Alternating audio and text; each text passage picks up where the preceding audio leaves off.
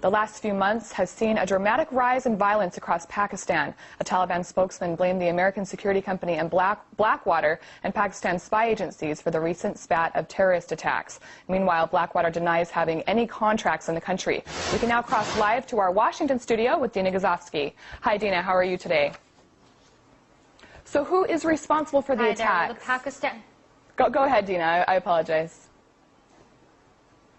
That's right. Well, the Pakistani Taliban is actually denying responsibility, blaming Z Services, also formerly known as Blackwater, as well as the country's own security forces. Now, author and investigative journalist Webster Tarpley, he's got a different take on what's really going on over there in Pakistan. He joins me today to discuss this. So, Mr. Tarpley, first of all, isn't it kind of surprising that there's denial here on the part of the Pakistani Taliban blaming Z Services? I mean, why would Z Services be involved in these attacks and these bombings? What do they have to gain from it? It just seems to not really make all that much sense. The entire thrust of U.S. policy in the region, Afghanistan and Pakistan, is to provoke a civil war in Pakistan, to break up Pakistan, and prevent Pakistan from becoming an energy corridor between Iran and China.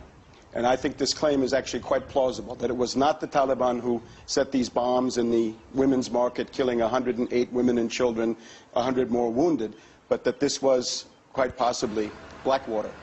This would be coherent with the U.S. policy. But can't you turn that around and say that the Taliban is just trying to incite anti-American sentiment, that they're getting kind of worried about this aggressive campaign by the Pakistani military, and so that's why they're doing this? The civil war in Pakistan goes like this. The Chinese government is backing the central government in Islamabad. The U.S. is backing the Taliban. The Taliban are a proxy and a secret army of the U.S. So while Hu and Obama are embracing in Beijing, they're actually on two sides of a proxy war in Pakistan. Now, where this could lead, suppose you have a full-scale civil war in Pakistan. Suppose the Taliban get somewhere near the nuclear forces of Pakistan. Now, that would get out of the area of a big regional crisis into some kind of a shocking, spectacular world panic. And I think there are people in Wall Street who would like to do that. We've got a terrible weakness in the dollar right now. The dollar goes down, down, down.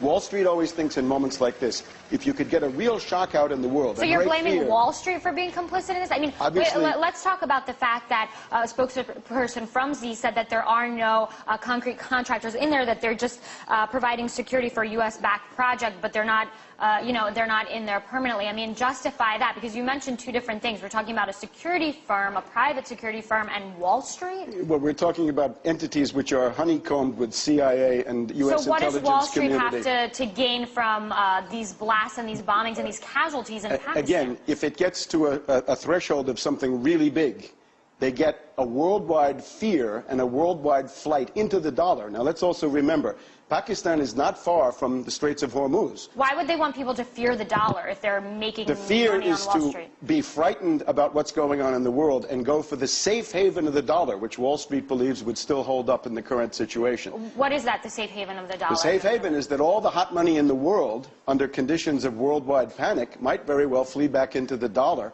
which would allow the propping up of the dollar compared to the euro, the yen, and even the renminbi, because the countries that would suffer, if anything happened to the flow of oil out of the Straits of Hormuz, it would be Japan, China, and Europe who would take it on the chin, and the U.S. would be relatively cushioned against this. It would be an oil crisis. Now, the other thing that plays into this is things have changed here in the U.S. We have a wave of Islamophobia like we haven't had in quite a few years. We've got the Fort Hood Major Hassan case, I believe a patsy. We've got the KSM trial in New York coming up. We've got the seizure of Iranian mosques. We've got a whole series of things that are feeding into an anti-Muslim hysteria. And when that happens, you have to ask why. Who's doing it? What is being prepared? So you're saying it's a lot of different issues here at play. I want to thank you for being here. It's going to be back to you over there in Moscow. Webster Tarpley here with me in the studios in Washington, D.C. Thank you. That was Dina Gazovsky talking to Webster Tarpley, an American author and investigative journalist.